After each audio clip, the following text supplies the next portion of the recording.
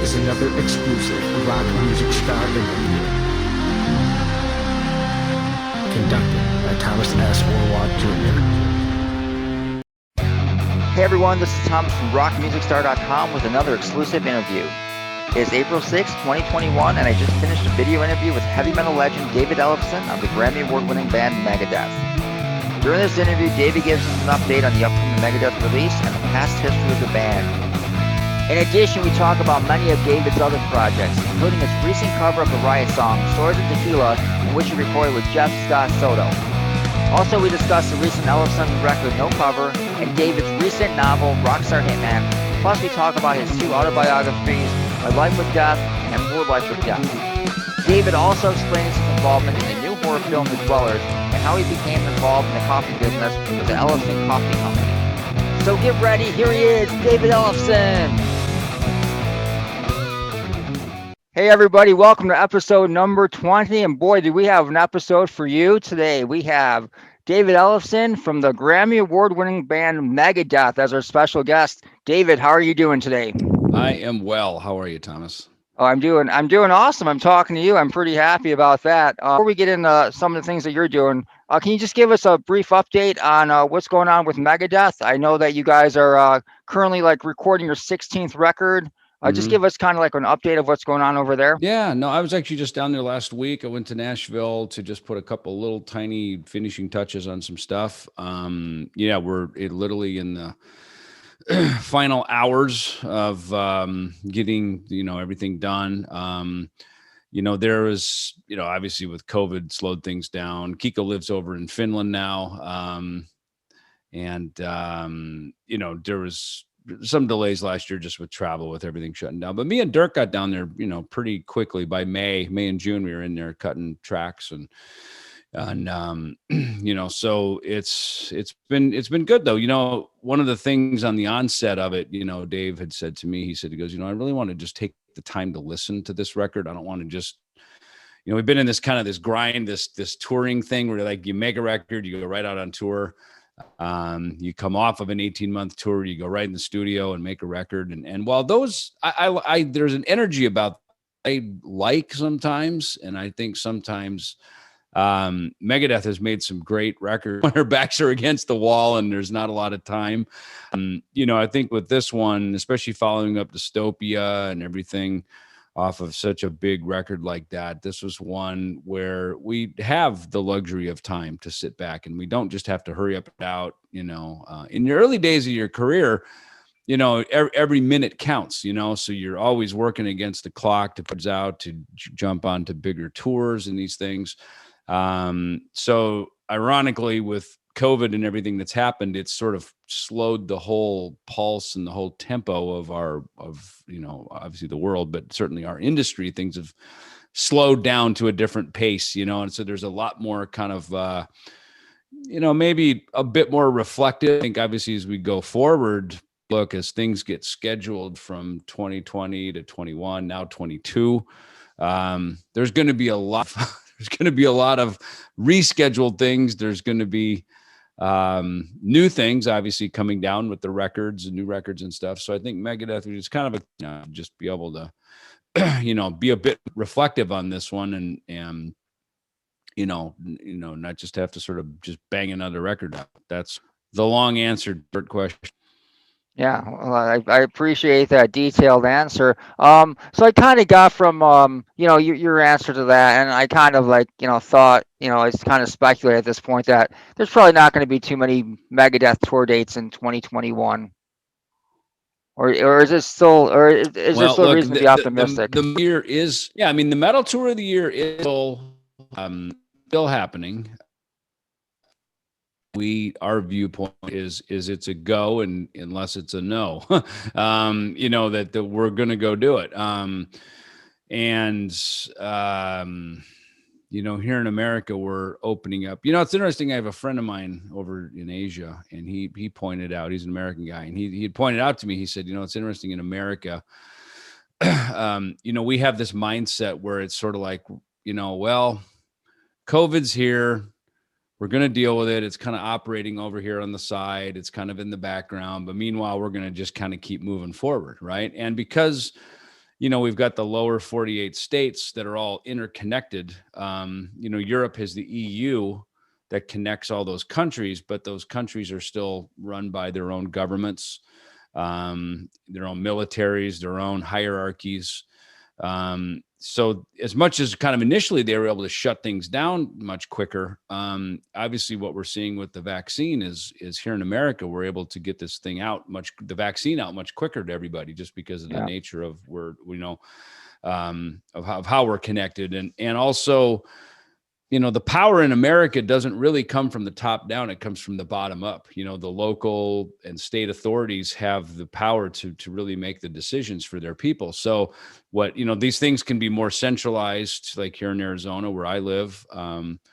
We're able to, each state is able to make the decision that affects the greater good up above. And it's not always like that with most other countries are sort of top down, power structures. So we're seeing, the good, the bad, and the otherwise of how all this stuff works. So, it's weird because I'm not going to lie, Thomas, America has not been, the strongest touring market in recent years. And I think part of it is because we've kind of seen it all. We've heard it all. We've done it all. We've had these big amphitheater tours, these package tours, over in Europe, they'll do, Italy will have Gods of Metal. The UK has the Download Festival. Belgium has Grass Pop. So they've got these festivals that kind of are that's their sort of their big summertime out, right? They're big festivals. Well, here in America, we can do like the Metal Tour of the Year. We can package up 4 bands and go all around, 48 states up into Canada. And it's a traveling road show, So, we don't necessarily have the local flavor like, other parts of the world do, and Rock in Rio is Brazil's big calling card, Yeah.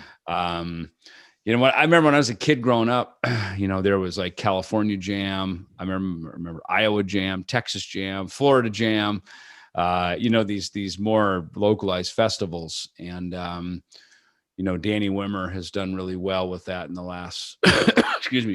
Sorry, I'm just getting over a cold. Last handful of years, with Carolina Rebellion and, these, kind of, and there's some radio stations that are still doing that too. I remember when we were doing the Cryptic Writings record, that record was strategically kind of positioned to, help Megadeth survive the 90s because it was a pretty brutal time once Seattle arrived, by 92, 93, well, even 91.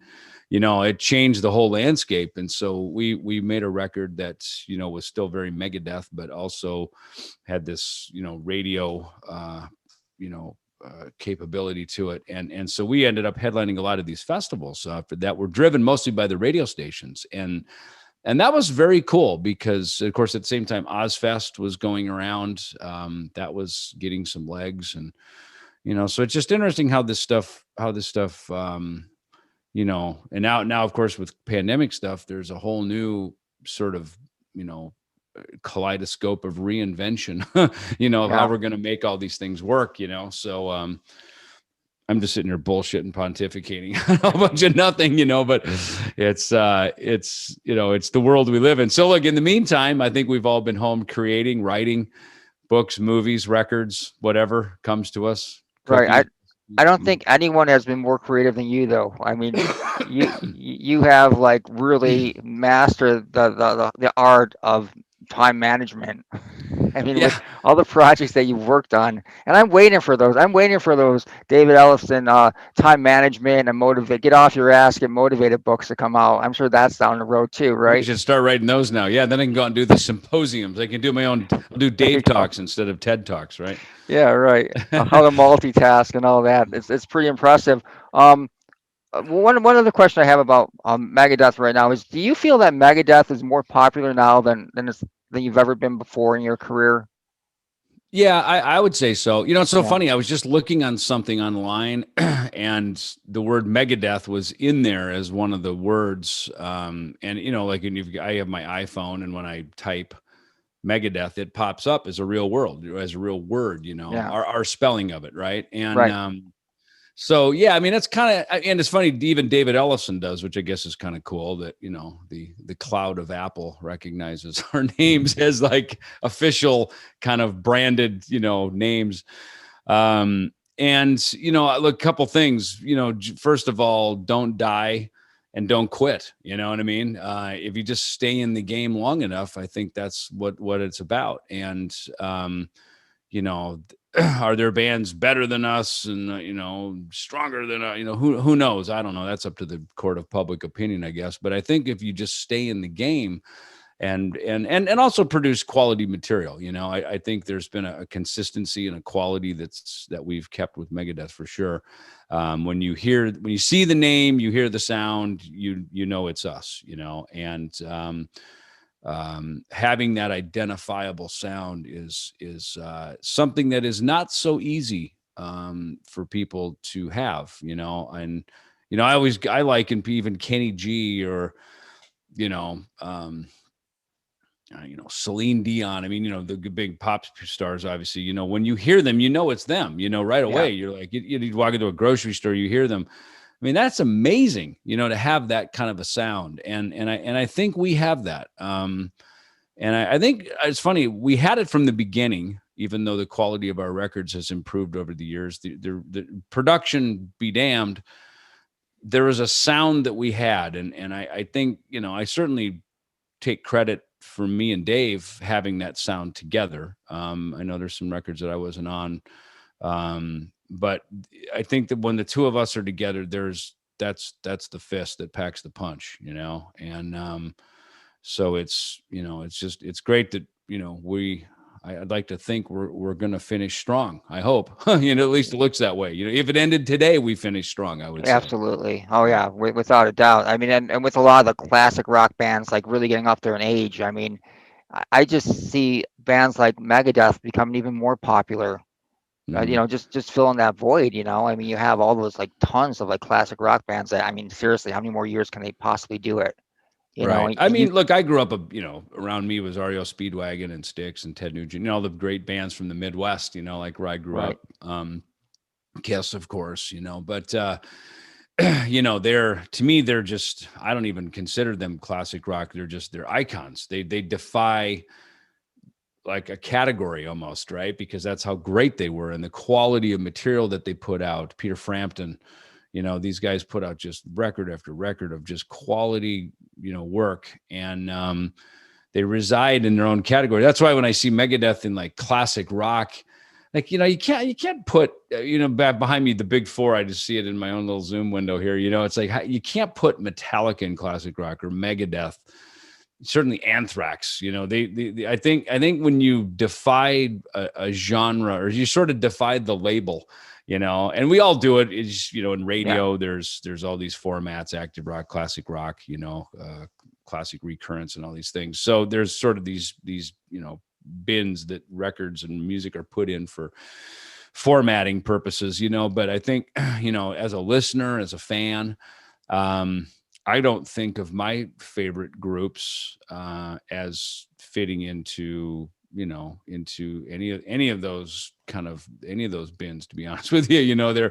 They sort of defy all of that. Yeah.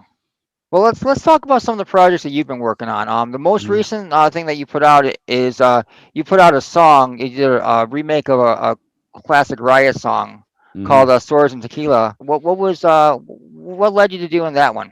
Well, it's funny. I hired Jeff to sing on a song for me about a year and a half ago. It's a tune that I wrote on bass. And I can sing good enough to write, but sometimes when it comes time for the final recording, you really need a voice that's gonna sell it. You know what I mean? I've not. People know me as sort of a background singer to Dave Mustaine, in Megadeth and that kind of stuff. The P cells and Holy Wars harmonies and this stuff. But my lead voice is something that I quite honestly, I've been developing it more as I've been out doing bass story and doing solo events. These last couple years, and because I write, of course, and I write vocal melodies, I write lyrics, so I have to kind of just sing demos on this very mic. I'll sit here in my computer and just kind of sing demos for people, and I'll send it off and say, hey, if you can sing it kind of like this. And that's what I did with Jeff. I had a demo of something, so I flipped him a couple of bucks to put this vocal down, and man, within like an hour he had it back with harmonies. It was great. Yeah. And I've always loved Jeff. I mean, the Rising Force records, I see him every year when I go out to see Trans-Siberian Orchestra, Al Petrelli, who was in Megadeth. He's the musical director of that on the West Coast one that comes out here by me. So we're friends, so we just get together and hang out. So once I worked with Jeff a little bit in that capacity, I was like, you know what, we should do some more stuff. And as we ended last year, with my Ellefson solo band, we worked really hard. We did the No Cover record. Right. We have a whole bunch of other tracks that we had written and ready to, kind of consider what the next step with that is. But last year was such a kind of a disruption to everything. The Ellefson No Cover record was a nice quick pivot to be able to put a record out while we were at home. It was cover songs. It was a lot of fun. It was really a great, fun record. But as we wrapped up the year, went out and we did a few dates to support that record. But as I ended the year, I was just kind of looking forward at some different things. I put out this Rockstar Hitman book. Right. I got that on my list too. We knew the Dwellers movie was coming out. And so I hit Jeff in January and I just said, hey man, you want to get started working on some stuff? I said, I got a bunch of ideas here, some songs, pretty completed musically songs. If you've got some lyrics, just, and so we talked about it, and he was totally down for it. So, once we got into it, I don't know, half a dozen songs into it, it's like, I think this is something we could do here. Because, I think a lot of us, we always write, and sometimes I'll write stuff and it's clearly not for Megadeth, and I'll just set it to the side, and it's there for one day when someone says, hey, you want to participate, you want to co-write, video games, music publishers are always looking for songs. So I think, every day is a day you can write a song if you've got it in you. If it's right before we got on this call, I was writing a lyric. Today I've written like 2 lyrics already, that are things that are just kind of coming to me, it's just, so I just try to go with it. I was sitting in the doctor today getting my second COVID shot, finishing up a lyric on my phone, and yeah, like I said, you're the king of multitasking. It's incredible. Yeah, it's like, probably writing a song right now. Writing a lyric right here. Yeah, there you go. Thank you. All right, good. Are we good? All right, I'm getting out of here, but it is that, because it's just kind of like, all of this is the moment, right? People go, when does the moment hit? This is the moment, I always writing things down. I'm filming little things I play. I'm putting notes in my phone. I'm texting people, hey, what do you want to do this? How about this for an idea on something, and so I think just to kind of live in this creative biosphere is what my life is like. And most of my friends are too, quite honestly. And maybe, I think our energy inspires each other. When I've gotten around people last year in 2020, we, with the Ellefson band, it was a very collaborative, everybody wanted to work. We wanted to do some stuff rather than sit around. So we did. So same thing with this year with Jeff. This is kind of the year of Ellefson Soto, and we decided to keep it separate because I got the Ellefson band, he's got the Soto band. So let's not, mingle those. Let's just keep it separate as, Ellefson Soto, as in David Ellefson, Jeff Scott Soto. So, we're actually starting mixing today over in London. We're mixing. We've got about, 15 tracks that we've written. Wow. Yeah, a lot of stuff. I mean, we've been working very hard at it. It's been going, we've been really cranking away, and it's been a lot of fun. It's collaborative. Me and Jeff, guitar player Andy Martingelli over there in Italy. So it's really great to, just to have a little factory of stuff. And I brought some other friends in to co-write, to do some stuff. I thought, my friend Steve Conley, who plays in Flotsam and Jetsam,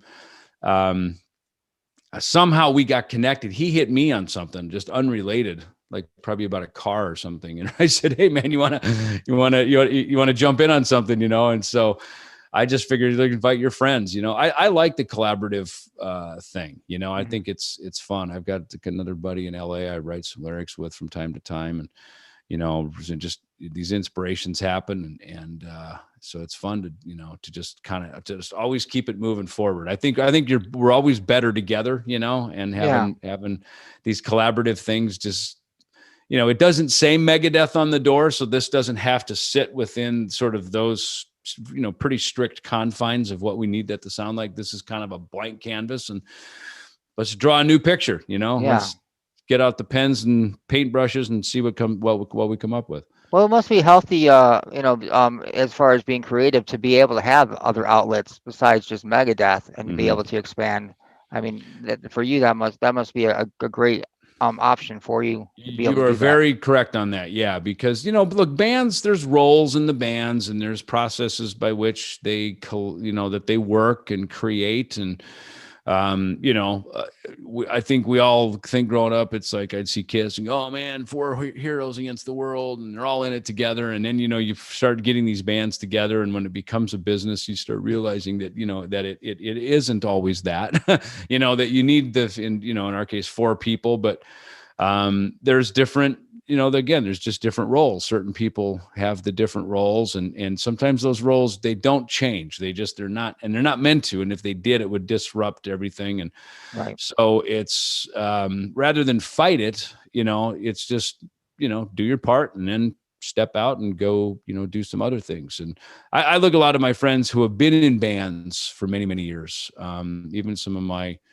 heroes, who I grew up with, who have been kind of only in one band the whole time. And I kind of inside, I kind of feel for them, like, man, like it's so fun to have these other outlets to collaborate. Me and KK Downing got to do it, even if it was just a performance collaboration on stage. It was fun, to I remember that. Yeah. Priest for his whole life, same way I'd been in Megadeth my whole life. And it was fun just to step out and, I don't know.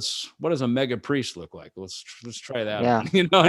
Well, from what I saw on YouTube, it looks pretty good. I'll tell you right now. Pretty good. Yeah. It was pretty good. The phone was ringing for that one, so, those are those same kind of moments, I've known, KK a long time, and, obviously a great songwriter. He wrote some of the soundtrack of my life growing up, you know what I mean? But it's, then we get to know each other as friends and professionals and songwriters, and you realize we all walk this kind of, the same miles in the same shoes, and we've got so much relatable experience to each other, and it is fun. Those are fun moments, to work with, someone who is a hero of mine, and now he has become a friend, and to kind of see where those things go too. Yeah. You mentioned a couple of things that I have on my list here that I want to definitely talk about. One is the movie Dwellers, which already has received some awards when it was screened. Tell us how you got involved in that, and that movie hasn't been released yet. It's coming out in 2021 sometime, right? Yeah, October 12th is the official screen date for that. Okay. Yeah, I tell you, what a fun little thing. Drew Fortier, who wrote and stars and directed the film, this was his crazy little idea. Just do this little found footage film like this. And it's a documentary. It's basically a film about a documentary crew who go looking for missing homeless people, and then the crew goes missing while they're looking for them. So it's a horror movie, and it's but the found footage genre is an interesting genre. I didn't know that much about it, other than maybe Blair Witch Project, which was kind of one of the bigger successful movies of that genre. But it's fun because, I mean, Drew basically did most of it, and then he brought it to me and we created the ELLEFSON Films imprint as the production company for it. So I've got the distribution outlets to put it out. So that's how we're going to do it in both the physical and digital forms in October. And it's fun. It's a fun collaborative thing. Me and Drew are buddies. We get along really well. We're both Midwest guys, and it's kind of like, the two are better together. You know what I mean? So people took note of it, and they like it. People seem to really like the film, and these film fests have been very gracious to give us these awards. And, you know, I never thought in 2021 I'd be sitting here making the rounds to the, you know, horror cons and, you know, these virtual film festivals, you know. Yeah. So life is full of surprises. Again, just say yes to stuff, you know. You want to do a film? Yeah, why not? Sure, you know, and just be part of it. Other film projects that you have that you'll be working on in the future at this point? We've got a couple things in the shoot right now. And it's funny, as I go to these horror cons, I've had people come up to me, and because, you know, just like bands who have records looking to have a record deal to put their album out, there's filmmakers who have films and they just need a production company to put their film out. And I realized I hold those cards, and if I can help anybody get their film out, I'd be happy to do it, because nothing is more frustrating than a creative person and creators to have stuff that they've created that doesn't ever see the light of day. You know, it's like baking food that no one eats, you know, so it's better if the content can get out into the world. So if through ELLEFSON Films we can help people do that, that's totally what my aim is. Right. And then there's also the book that you mentioned, the Rockstar Hitman, that was released last October. Tell us the history on how you got involved in that. Yeah, well, it's funny. I started writing it when I was in South America. It's December 2019, actually November, I guess, 2019, right after we did me and KK did the show over there in England. And the idea came to me. I just started writing it on the laptop during flights and in hotel rooms. And it's, you know, it's funny. We're calling it a fictional autobiography because it's written from the perspective of the character Sledge, the guy in the cover here, right? So it's him telling the story, even though he's a fictional character. And so it follows through his thoughts and actions and, you know, his journey. And as the title suggests, he's, you know, gets this opportunity to go be a rock star, signs the contract, and of course doesn't read the fine print that says he has to work for this clandestine agency doing a little hitman work during the day and on his days off. And the tours are designed to take him around the world strategically so he can also do the hits, not just play the shows, you know. So it's cool. In fact, Drew and I have you know, we're calling it the Sledge Chronicles because it's going to be a series. We've got another book already in the queue that we're probably be finishing up here in the next couple of months. We want to try to put that out in the fall, kind of probably around when the Dwellers film comes out. Right. And for those watching that don't already know this, you already have 2 autobiographies that you wrote about yourself out. I do.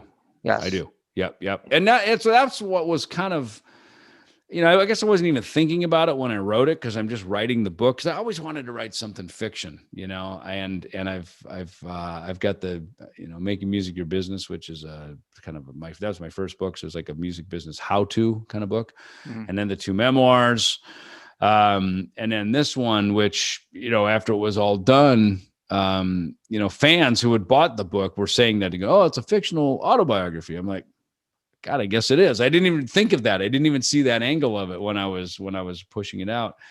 But it is. So it's got the fictional aspect, yet I love this sort of, you know, again, the journey is told through the main character. Yeah. And let's see, is all the stuff that you're doing, is it all like fueled by your brand of coffee that you have out? I guess so. As I'm drinking some right here. There you go. Awesome. Yeah. Tell us a little bit about that. How did you get involved in coffee? Sure. Well, it's funny. I've got all this stuff sitting around. This was the very first one we started, Roast in Peace, and the company started a production assistant who worked for Megadeth. We were actually on the Shiprocked cruise together. This would have been probably 2015, maybe 2016. So she said, she introduced me, I should say, to Paul Wagoner, who is the guitar player in a group called Between the Buried and Me. And he and his wife have a little coffee roasting business over in Charlotte, North Carolina. And Paul and I hit it off really well. I mean, both just musicians, coffee nerds, you know, all that stuff. And so he sent me some samples to try. And I'm not going to lie, Thomas, all I really wanted was just to put my name on the bag, let someone else deal with it, and just Sure. send some, royalty checks. And which is how it started. And Paul, his company, we grew very quickly, and suddenly he was at capacity with everything that we were doing. So we had to move to a different roaster up in Minneapolis, and then that's gave us the opportunity to I partnered with a woman from my little hometown of Jackson, Minnesota. So we opened up. By way of her having an existing store, we were able to lay our brand over top of her store as an Ellefson coffee store, and we did that for a period for a couple of years. She unfortunately had to close her doors because she just couldn't make a go of it there. But we actually ended up moving Ellefson Coffee literally 2 blocks up the street inside of a barbecue restaurant called Cat's Hog Heaven. And they've dedicated like a third of his restaurant to the Ellefson Museum and the coffee store and everything. So, yeah, so really good stuff. It all kind of worked out on that. But, so the brand just kept growing and growing. And now all of a sudden, of course, it went from me just, sort of having someone put my name on a bag of coffee. Now I'm in the coffee business because now I'm, working with roasters and bags and labels and logistics and all this stuff. But, it was really cool, and again, Danny Wimmer was very gracious to us. He let us go out and bring our coffee out we started at, Chicago open air when Megadeth had played there, I think in 2017, and he let us be one of the coffee vendors there. He's really gracious about having Rockstar activations there. Like with Maynard from Tool with his wine, had the Trooper beer, Ellefson coffee, this kind of stuff. So it was. Those are the kind of partnerships that work with these things, and I'm not looking to go up against the green giant of Starbucks. That's for deeper pockets and more ambitious entrepreneurs than me. Everything I do stays inside the confines of rock and roll. I'm a music based guy with my books and records and coffee and films and all this stuff. This is all, we kind of angle toward our, we know our audience, and we know who we're kind of preaching to our own choir. Yeah.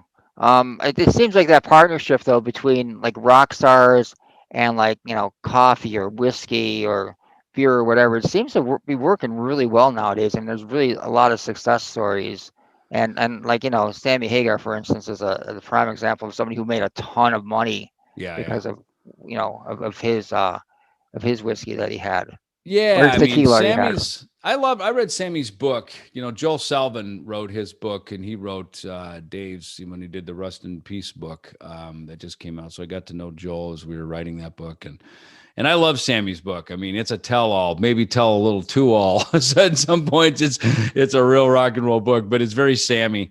And I had no idea. I mean, back from the earliest days, Sammy was very entrepreneurial. Like, I guess, trying to, starting a construction company with his brother-in-law, and then he had his Red Rocker bicycle company, Right. and then of course he landed into the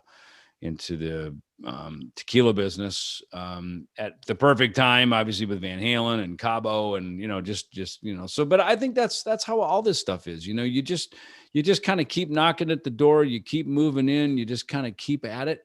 And some things work, some things don't, and you don't get all bummed out over it. You just, it's like fishing. Anyone who's been fishing, you throw a line in the water, and some days the fish bite, sometimes they don't. That's why some fishermen, they throw, 3-4 lines in the water, and they just kind of keep checking the lines to see where the fish might be biting, and I think business and these entrepreneurial things are the same way. You throw it in the water, a line in the water, and, if you get a bite, great. If you don't, yeah, leave it there, move over here and cast a new line. And I think that's how this whole deal of life works.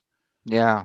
I want to go over the history of the first few Megadeth records, if that's okay, and just get some of your thoughts on the band's frame of mind, your frame of mind, what was going Mhm. on at the time. Let's start off with June 12th, 1985. That was the day that the first Megadeth record came out. Killing is my business and business is good. What Right. was that day like for you personally? The day that the record came out. It was kind of uneventful, to be honest with you. The Combat was a small independent record label. Dave and I were rolling the big rock up the hill as Megadeth. We had a tour that was booked with Exciter, a U.S. tour. So we had all the ambitions, and Dave and I, we were down to nothing. I mean, we had absolutely nothing to lose, by doing this. Didn't matter how much money we were going to lose, because the tours on that level are not profitable. But we're like, I remember sitting with our guitar player, Mike Albert, who was filling in for Chris Poland. We were up at Gar's house in Pasadena, Gar Samuelson's house, and we're looking over the budget. And Gar had a job at BC Rich at the time. And in fact, looking at the first date of the tour, Gar had to go to the NAMM show, which was in New Orleans. Summer NAMM was in New Orleans that year. And so he had to fly from New Orleans up to Baltimore, where we were going to start the tour. And of course, the weather delays, Gar was late for the first show. So Exciter, the headliner, had to play first. And then we ended up closing the show in order to be able to make it work. So that was how the Killing Is My Business tour started. And it was just really the whole thing was kind of just a cluster, but it was our first tour, and it was what it was. And that first tour, laid the groundwork, which would, get the attention of Capitol Records. So Peace Sells and, subsequent albums would be over on Capitol. And now when Peace Sells came out, that felt big. That was a real thing. It's a major label. We got real management now. We've got proper agents. The tours are bigger. But Killing Is My Business was, it was us as a band doing all the work. I mean, Combat didn't do much. They didn't really put the records. They were in a few little independent stores, but it's not like you could go to Tower Records and the big record chains at that time and walk in and there's some big display that says the new Megadeth album is out. There was none of that. Right. So it was quite uneventful. We had to make the event, quite honestly. Mm-hmm.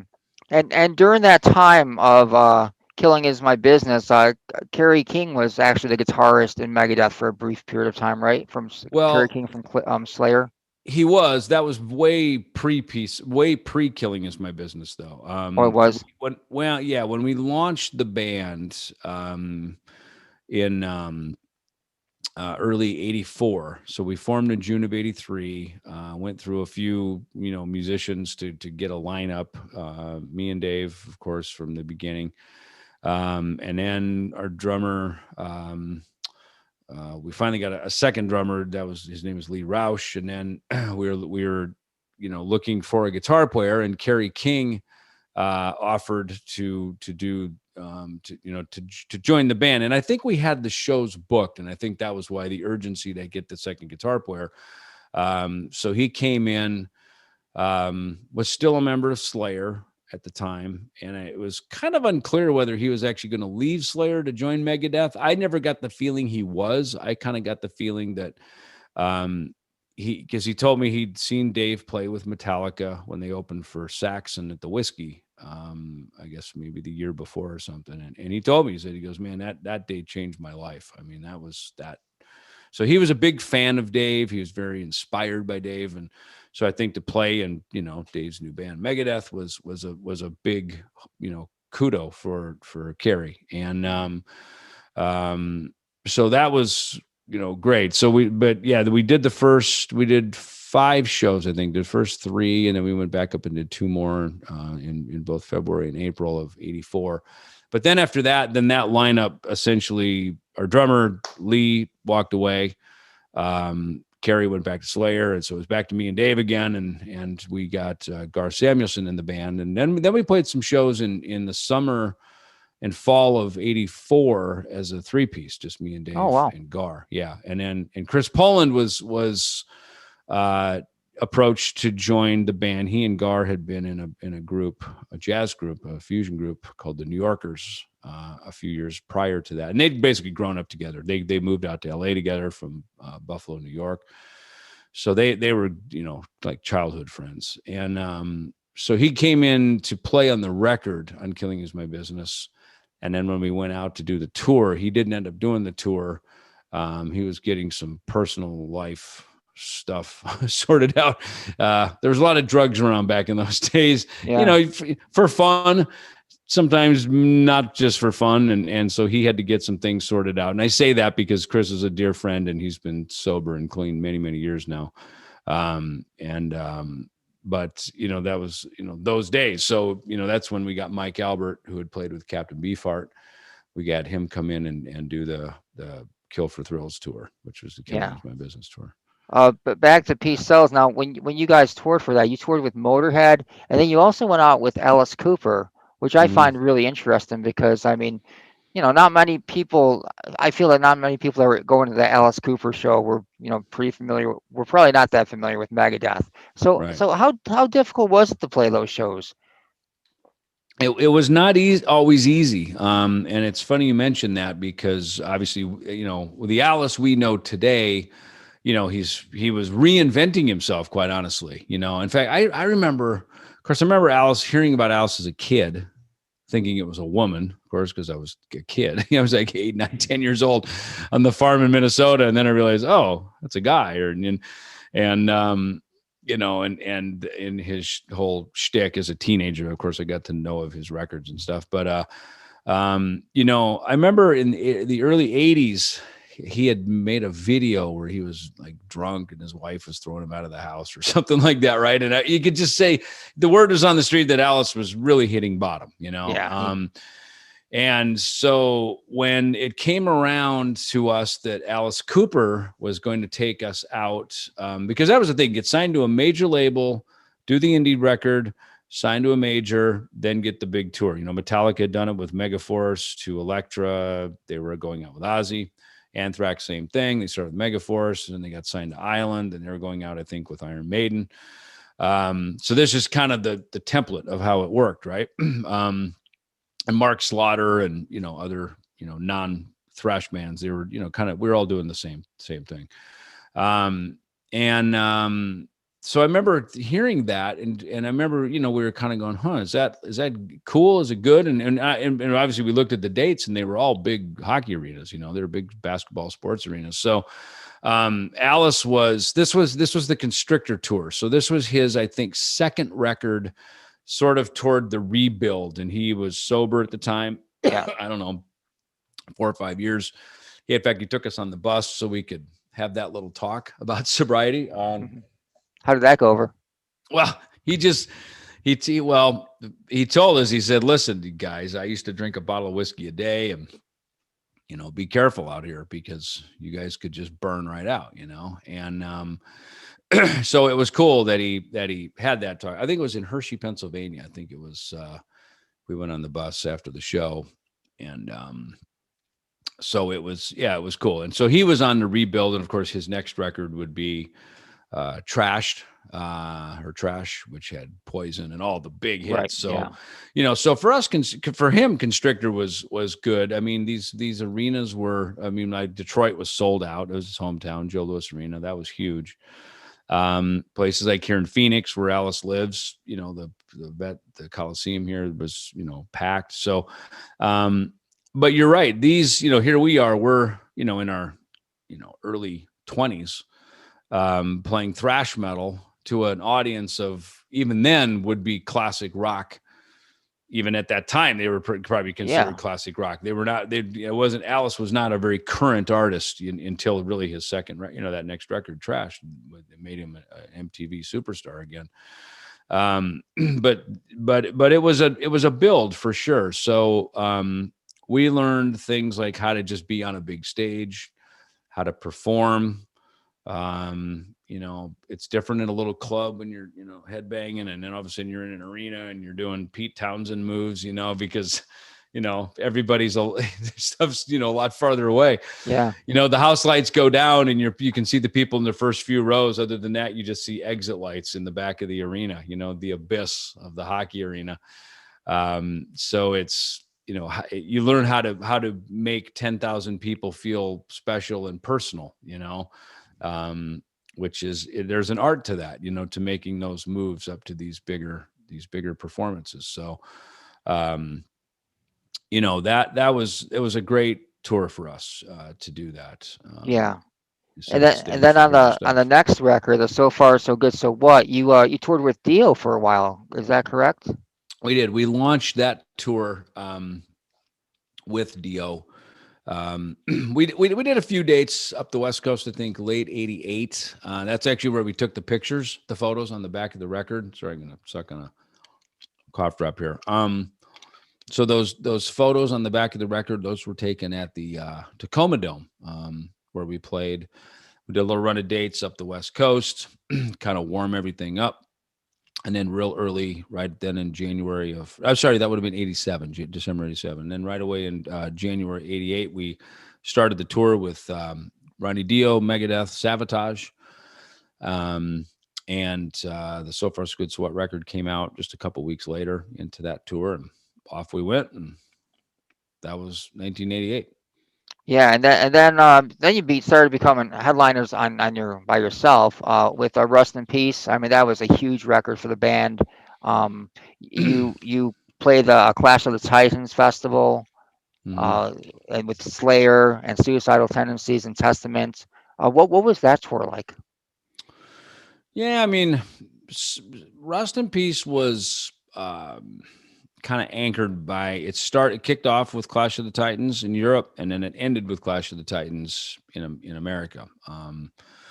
And it allowed us to go up into the arenas again. The combined effort of all of us together took us up into the arenas, which in thrash metal was pretty popular then. You know, MTV had the Headbangers Ball. We were all pretty popular on there. We also did about probably 3 months with Judas Priest. Painkiller had just come out.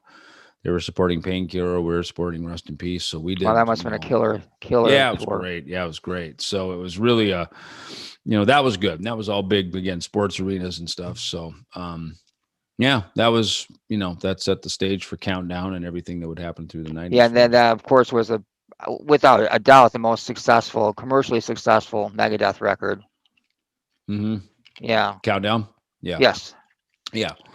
Yeah. And I mean, again, the stage was set, our time had come. The Black Album had been out. It was huge. I mean, top of the charts, Guns N' Roses with Use Your Illusion, all that stuff was out. Queensryche with Empire was a big record. So that was our moment kind of right before, Pearl Jam and Nirvana and all those guys took over, the music business for the next, bunch of years. So yeah, it was good. It was, like I say, our time had come, Yeah. At that time, how much was Metallica's success a motivating factor for you and Dave? Oh, very much so. Look, first of all, Metallica broke down doors for all of us that then we could get through. Everything from videos on MTV, even though we'd been making videos before Metallica had, they said they would never do one. And then when they finally made the one video, it was freaking huge. Daytime rotation, Metallica are, a juggernaut, they've with their management, the size of their operation, I always say first to market wins, and they were the first one. Metallica was the first one. And of course, Dave having had his time with that band, there was an association and a credibility that came with Megadeth initially, that was essential. We weren't just some new band. We were a band that we already started about 3 rungs up the ladder. It wasn't at the very bottom. Mm-hmm. But it was Metallica and Megadeth are essentially kind of the same band in a lot of ways. Sort of the dynamics internally, kind of the roles of, a little bit of the groups. But there was always this sort of competitive, feeling, for sure. Because back then, look, by the time we did the Big Four, it was no longer a competition because the hierarchy had been set, from all the years of us doing, what we do in our careers. But back in the early days, it's very competitive. There's, every fan counts, every spin on a radio station counts, every record sold counts, every T-shirt, that's at a concert counts. When you stand out there and you can count them, you see Slayer, Metallica, Pantera, Cold Chamber, they're the new band. There's some new Korn shirts here, and you can stand out there and watch them. Yeah. You start to get a sense of where music is headed. right? And I remember there was a point on, I don't know if it was Euthanasia or Cryptic Writings, but like I saw probably more green logo Pantera shirts out in the audience than any other. Iron Maiden shirts were not that popular, if you can believe that. Judas Priest was not so much. You know what I mean? Think about it now. I mean, now you go to a concert, probably the greater portion of the shirts, if you had to take one metal band and size them up, it'd probably be Metallica and Iron Maiden, are neck for neck, with obviously a huge handful of a big amount of Megadeth and Slayer and everything else, you know what I mean? But it's funny how you can kind of see what's trending. And metal fans, our t-shirts are the badge of honor, Yeah. So when our fans wear our t-shirts, they're the ones making the statement about us. Yeah, and there's no like bullshit rule like you don't wear a band's t-shirt that you go seeing when it comes to a metal show. You wear that t-shirt. Yeah, totally, man. I mean, and hey, you come to a Megadeth show and you want to wear your Metallica shirt, fine. You want to, you go to a Slayer show and you wear your Maiden shirt, it's cool. You know what I mean? Because it goes basically, it says I'm part of the tribe. You know what I mean? Yeah, I mean, well, you got Zeppelin, I got my Armored Saint shirt on. You know what I mean? So it's like we show up. We don't all wear our David Ellefson shirts. We don't have to, or a Megadeth shirts. It's like, if I had one, I would have wore it today. this is what we are. This is who we are. We're in the black t-shirt club. Yeah. Yeah, I always thought that there was a very big missed opportunity with the Big Four. I really felt that could have been like, a 2-year long like stadium tour, through America. For Could have played sure. like every single like city in America and sold it out. And you guys, you probably did what, like 10 shows total? Yeah, I agree. I think the fans agree. I think, look, and Metallica might even agree. You know what I mean? That was at a phase where, Metallica was kind of reinventing and getting themselves right side up. They'd experimented and done a lot of stuff. I mean, Yeah. Lou Reed and all these things, and fans are like, "What the hell are you guys doing? Like, be Metallica. You got metal in your name, dude. Be fucking made a metal band." And I'm not only my friends with them, but I'm a fan of their records. Especially the early stuff. I'm a big fan of that stuff. And I agree. I think the Headbangers just would have, around the world, Australia, Japan, we could have taken that thing everywhere. I think at the same time, Metallica, look, they're clearly the 800-pound gorilla, you know what I mean? And I think if you are that band, as much as they helped bring us up, to their level, and in some level, maybe them doing a thrash metal bunch of festivals kind of reestablished their own thrash cred again. Yeah, sure. Yeah. And I think it did. I think they benefited from it for sure. There's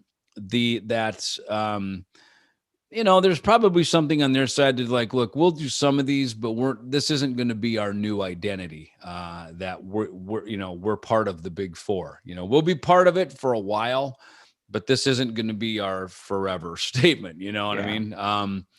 And that's, so that is what it is. I guess, look, I think we're thankful we got to do what we did. And we for sure would have continued to do more because it was a lot of fun. Everybody got along well.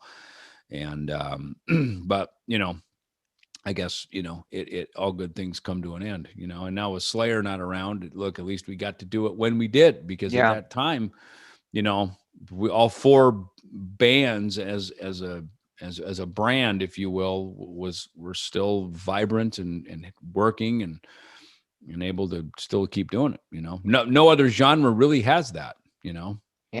Yeah. My last question I want to ask you, David, is do you feel that Megadeth deserves to be in the Rock and Roll Hall of Fame? Do you think one day you will be? I think we already are. I mean, is the Rock and Roll Hall of Fame an address, a building, a place, or is it the feeling in the hearts of the people? I think that's the disparity between that whole thing when people get, how come they're not in there, and how come that person's in there, but this person, I think that's what it represents.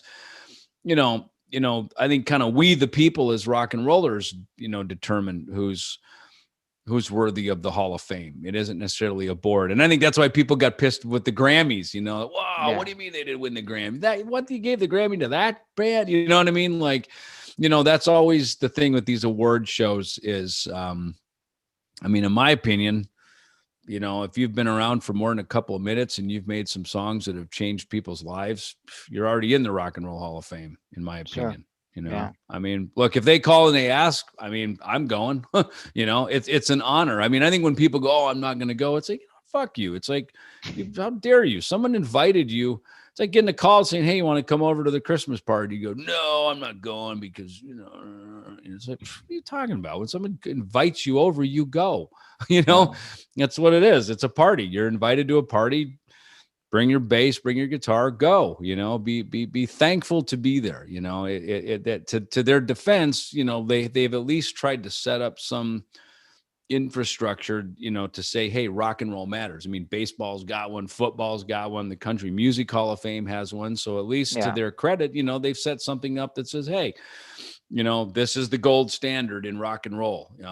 And it doesn't play by the Grammys and the Oscars, and it's not a Hollywood thing. It's over in Cleveland, so they're trying, man. They're trying to set it up, so I think, if they invite you to go and you get nominated, you go and you go and frickin' rock out, man. Yeah. Was it very gratifying for you to win the Grammy Award? Oh, 100%, because we had been there many times. Yeah, I know that. Yeah. There's a real feeling, you get the nomination. It's like, wow, that's friggin' awesome. It's a call home to mom moment. It's like, wow, they invited us to the Grammys.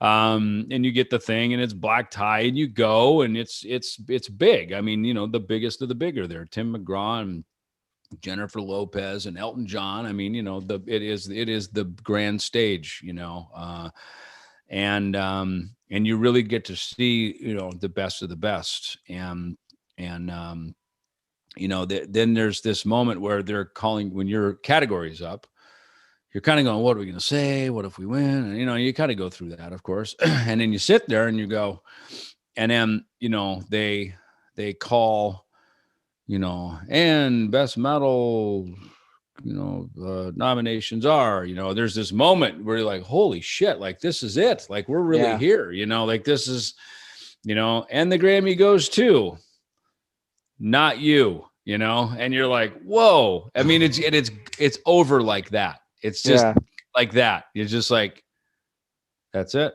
That's it. And there, I'm not going to lie. There's a part of, at least for me, because I've been we've been nominated 12 times and only won once, so I've been there probably 6-7 times. And you just kind of go, and there's a part of you go, oh my God, like, we got to go write some more songs. First of all, we got to tour this record some more because we're probably in the middle of a tour. Then we got to go write some more songs, start the whole thing over, and hopefully the record's good enough that it'll get recognized and maybe they'll invite us back next time. And that would be sometimes 2 and 3 years away, So you're sitting there in the moment, and obviously you're happy for the people who won and they get to go backstage and have the big party, and you don't really know what that is until you win yourself. And you're kind of like, God, that's it. And sometimes I've been with some people who have been disgruntled and they're like, fuck this, let's go. And they'll call the limo and they just leave. Yeah. And, and I'm like, I don't know. It's still the biggest party in the world and we're in the room. Why would you leave? Like, you know what I mean? Like when you're at an awesome freaking keg party as a kid, it's like, well, I don't know. A bunch of girls here, some dudes are showing up. There's a keg.